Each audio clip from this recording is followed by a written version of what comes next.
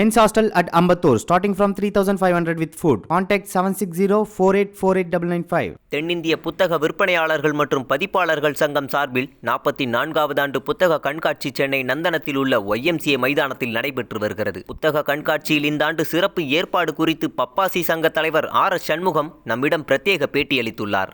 எங்களது இந்த தென்னிந்திய புத்தக விற்பனையாளர் மற்றும் பதிப்பாளர் சங்கம் 1976ஆம் ஆண்டு தொடங்கப்பெற்றது. இதுவரை தமிழகத்தின் பல்வேறு பகுதிகளிலும் புத்தக காட்சிகளை நடத்தி அறிவார்ந்த ஒரு சமூகமாக தமிழ் சமூகம் மாற வேண்டும் என்ற நோக்கத்தோடு செயல்பட்டு வருகிறது. சென்னையில் இந்த ஆண்டு 44வது புத்தக காட்சியை ஏற்பாடு செய்துள்ளோம். கடந்த ஓராண்டு காலமாக எல்லா தொழிலைப் போலவும் பதிப்பு தொழிலும் மிக க்ஷீணித்து விட்ட நிலையில் இந்த புத்தக காட்சி பதிப்பாளர் பெருமக்களுக்கு ஒரு நல் வாய்ப்பாக ஒரு வரமாக அமைந்துள்ளது என்றே கூறலாம். நாங்கள் பட்ட சிரமத்திற்கு அரசு கருணையோடு இந்த புத்தக காட்சியை நடத்துவதற்காக அனுமதியை அளித்தார்கள், சில கட்டுப்பாடுகளுடன். அந்த கட்டுப்பாடுகளை கைக்கொண்டு இந்த புத்தக காட்சி கடந்த 24ஆம் தேதி தொடங்கி நடந்து வருகிறது. வருகின்ற 9ஆம் தேதி முடிய இந்த புத்தக காட்சி நடைபெறும். புத்தக காட்சியில் சுமார் 700 அரங்கங்கள் அமைக்கப்பட்டுள்ளன. அது மட்டுமல்ல, 15 லட்சம் தலைப்புகளில் புத்தகங்கள் வாசகர்களுக்காக இங்கே காட்சிப்படுத்தப்பட்டுள்ளது. பல கோடி புத்தகங்களை பார்த்து வாங்குகின்ற அளவிலே வாசக பெருமக்களும் தினந்தோறும் வருகை தந்த வண்ணம் இருக்கிறார்கள். அது மட்டுமல்ல, புத்தக காட்சியில் வாங்கும் புத்தகங்களுக்கு 10% சிறப்பு கழிவும் அளிக்கப்படுகிறது.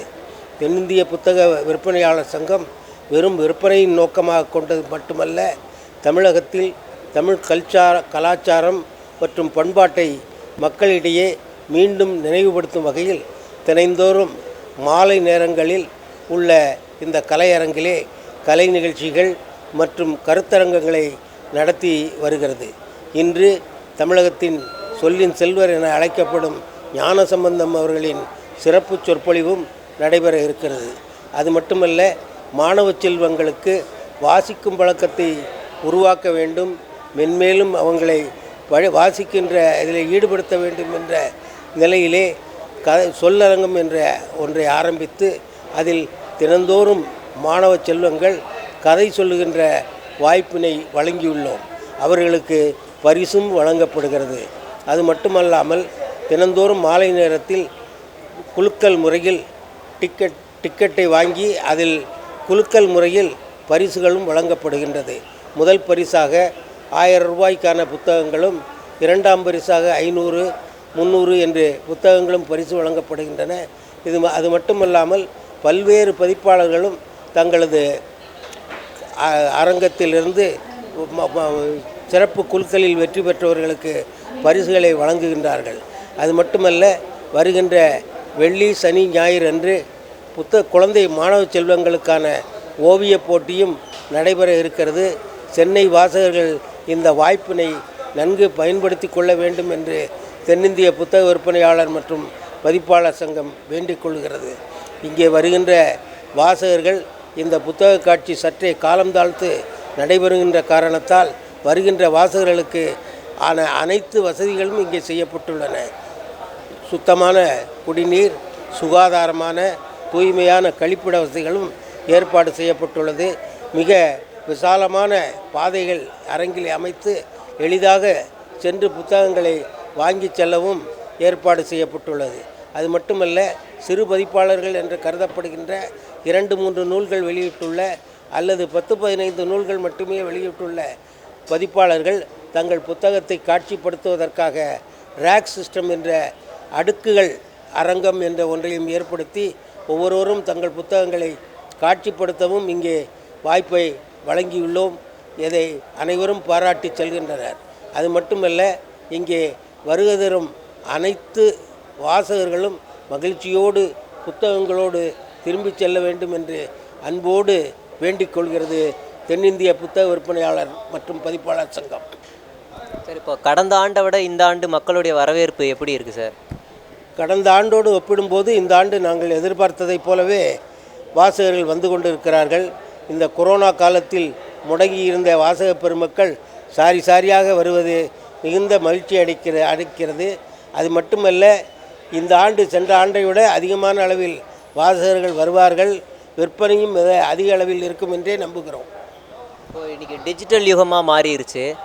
இன்றைய இளைஞர்கள் வந்து பெரும்பாலும் அந்த யூடியூப் வீடியோ வடிவங்களை பார்க்கக்கூடிய சூழல் உருவாகிருக்கு. அப்படி இருக்கும்போது இந்த புத்தகங்களுடைய விற்பனை அதிகரிக்கும் அப்படின்ற நம்பிக்கை உங்களுக்கு இருக்கா? கண்டிப்பாக இருக்கிறது. காரணம், எல்லாத்தையும் பார்த்துக்கிட்டே இருக்க முடியாது. மனுஷனுக்கு மூளையில் பதியணும்னா காட்சி ஊடகம் மட்டுமல்ல, படிப்பு ஊடகமும் இருந்தால்தான், வாசிக்கும் நிலையும் இருந்தால்தான் அவர்களுக்கு சுயமான சிந்தனையை உருவாக்குவதற்கு அது வழிவகுக்கும். தொடர்ந்து வாசித்தல் என்பதே மனித மூளையை சுறுசுறுப்பாக வைத்து வாசிக்கவும் சிந்திக்கவும் தூண்டும் என்பது எங்கள் கருத்து. இப்போது விடுமுறை நாட்கள் சனி ஞாயிறுகளில் மக்களுடைய கூட்டம் அதிகமாக இருக்கும். அந்த கூட்டங்களை கட்டுப்படுத்துவதற்கு ஏதாவது கூடுதல் முயற்சிகள் ஏதாவது பப்பாசி சார்பாகவும் எடுக்கப்படுகிறதா? ஏற்கனவே இந்த புத்தக காட்சி ஆரம்பித்து 2 சனி ஞாயிறு ஏற்கனவே சென்று விட்டது. அந்த காலங்களிலும் நாங்கள் அவர்கள் இந்த நோய் கட்டுப்பாடு என்ற வகையிலே அவர்களுக்கு முகக்கவசம் அளிப்பது, கைகளை சுத்தம் செய்வதற்கான சுத்திகரிப்பானை வழங்குவது மற்றும் அவர்கள் நிதானமாக அரங்குகளில் சென்று பார்வையிட்டு தங்களுக்கு தேவையான புத்தகங்களை வாங்குவதற்கான அனைத்து ஏற்பாடுகளும் செய்துள்ளோம். அதை போலவே வருகின்ற சனி ஞாயிறுகளும் பெருமளவு கூட்டத்தை நாங்கள் எதிர்பார்க்கிறோம். நிச்சயமாக அதையும் வாசகர்கள் பாதுகாப்போடு இங்கே வந்து குடும்பத்தோடு புத்தகங்களை வாங்கி செல்வதற்கும் ஏற்பாடுகள் செய்துள்ளோம். பப்பாசி உறுப்பினர்களுக்கு கூட இந்த புத்தக சந்தை சம்பந்தமான அழைப்புதல்கள் முறையாக போய் சேரலை அப்படின்னு ஒரு அதிருப்தி இருக்குது. அது உண்மை இல்லை. காரணம் என்னென்னா, எல்லாருக்கும் வாட்ஸ்அப்பில் முதல்ல அனுப்பிச்சிருக்கோம். அது மட்டும் இல்லை, தொடர்ந்து நாங்கள் கொரியர் மூலமும் அனுப்பிச்சிருக்கோம். கொரியர் அனுப்புவதில் சற்று நாங்கள் அனுப்புவது இல்லை, அவர்கள் டெலிவரி செய்வதில் சிறிது தாமதம் ஏற்பட்டது. அனைவருக்கும் கிடைத்து விட்டது. இங்கே வருகின்ற சாரியான வாசகர்களை பார்த்தாலே தெரியும், எல்லா மக்களுக்கும் எல்லா வாசகர்களுக்கும் இது பரவலாக தெரிந்துள்ளது என்பதே.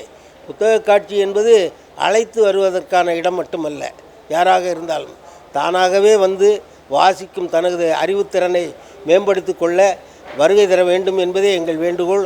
அதற்காகவே பத்திரிகைகள் மற்றும் ஊடகங்களில் விளம்பரங்கள் செய்கிறோம். எங்கள் உறுப்பினருக்கு தனியாக ஒரு வாட்ஸ்அப் குழு என்றே இருக்கிறது. அதில் ஒரு முறை அல்ல, பல முறை நாங்கள் அதில் தகவல் தெரிவித்துள்ளோம். அது மட்டுமல்ல, கடந்த 2-3 மாத காலமாகவே டிசம்பரிலிருந்து இந்த வாட்ஸ்அப் குழுவில் புத்தக காட்சி தொடர்பான செய்திகளை அவ்வப்போது நாங்கள் அளித்து வருகிறோம். இவரை தொடர்ந்து தென்னிந்திய புத்தக விற்பனையாளர் மற்றும் பதிப்பாளர் சங்கத்தின் பொருளாளர் கோமதி நாயகமும் நம்மிடம் பேசியுள்ளார். 44வது சென்னை புத்தக காட்சி இந்த ஆண்டு ஜனவரியில் நடந்திருக்க வேண்டியது. அனைவரும் எதிர்பார்த்து கொண்டிருந்தோம். எதிர்பாராத கொரோனா பாதிப்பின் காரணமாக அந்த புத்தக காட்சி காலம் தாழ்த்தி கொண்டே வந்தது. அதனால் பதிப்பாளர்கள் விற்பனையின்றி மிகவும் சிரமமான காலத்தில் இருந்தபோது விற்பனையை பெருக்க வேண்டும் என்பதற்காக அரசை தொடர்பு கொண்டோம். அரசும் புத்தக விற்பனைக்காக உதவி செய்ய வேண்டும் என்ற நோக்கத்துடன் இந்த மாதத்தில் மார்ச் மாதத்தில் புத்தக காட்சி நடைபெற அனுமதி அளித்தார்கள். அதற்கு தமிழக அரசுக்கு நன்றி தெரிவித்துக் கொள்கிறோம். இந்த ஆண்டு புத்தக காட்சிக்கு அரங்குகள் நிறையுமா என்ற சந்தேகம் இருந்தபோது அதை நாங்கள் எதிர்பார்த்த விட அதிகமான அரங்குகள் வந்தது. கடந்த ஆண்டை விட அதிகமான இடைவெளியுடன் வசதிகள் செய்து கொடுத்தோம்.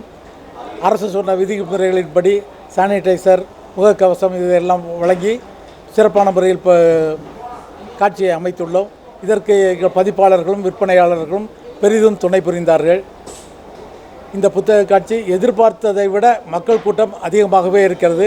மக்களிடம் புத்தக காட்சி எப்பொழுது வரும் என்ற தீராத ஆர்வம் இருந்து கொண்டிருந்தது என்பதை இதன் மூலம் நாங்கள் நன்கு அறிந்து கொண்டோம்.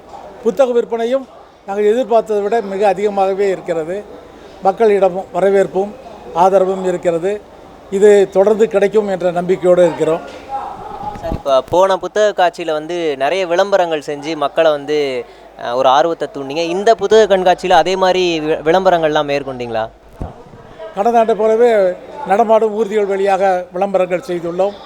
தாம்பரம் பேருந்து நிலையத்தில் டிஜிட்டல் முறையில் விளம்பரம் செய்யும் வகையில் பண்ணியுள்ளோம். வழக்கம் போல் ஊடகத்துறையில் பத்திரிகைகள், டிவி மற்றும் எஃப்எம் சேனல் மற்றும் எல்லா யூடியூப் எல்லா இடங்களிலும் விளம்பரம் கொடுத்துள்ளோம். பத்திரிகைகளும் நல்ல ஆதரவு கொடுத்து வருகிறது, நல்ல விளம்பரங்கள் இருந்து வருகிறது. சார், இப்போ போன வருஷம் புத்தக விற்பனையான தொகையை இந்த வருஷம் புத்தக விற்பனை அது தாண்டுமா, எண்ணிக்கை தாண்டுமா? எண்ணிக்கை தாண்டும் என்று கூற முடியாது. ஆனால் ஓரளவு அதை ஈடுகிட்டும் என்று நம்புகிறோம். இந்த சனி ஞாயிறு நல்ல விற்பனை நல்லாக மிகவும் சிறப்பாக இருந்தது. மக்கள் கூட்டமும் இருந்தது, விற்பனையும் சிறப்பாகவே இருந்தது. பதிப்பாளர்கள் மிகவும் மகிழ்ச்சியாக இருக்கிறார்கள். நக்கீரன் டிவிக்கு சப்ஸ்கிரைப் செய்யுங்கள். உங்கள் ஆதரவே எங்கள் பலம். ஆசிரியர்களுக்கு நண்பனாகவும் மாணவர்களுக்கு ஆசானாகவும் திகழும் தேர்வு வழிகாட்டி. ஒவ்வொரு பாடத்திற்கும் அனுபவமிக்க ஆசிரியர்களின் துல்லியமான தெளிவான விடைகள். CNC இருக்கு, தேர்வு பயம் எதற்கு? இது தீரன் பப்ளிஷிங் ஹவுஸ் விற்பனை வெளியீடு.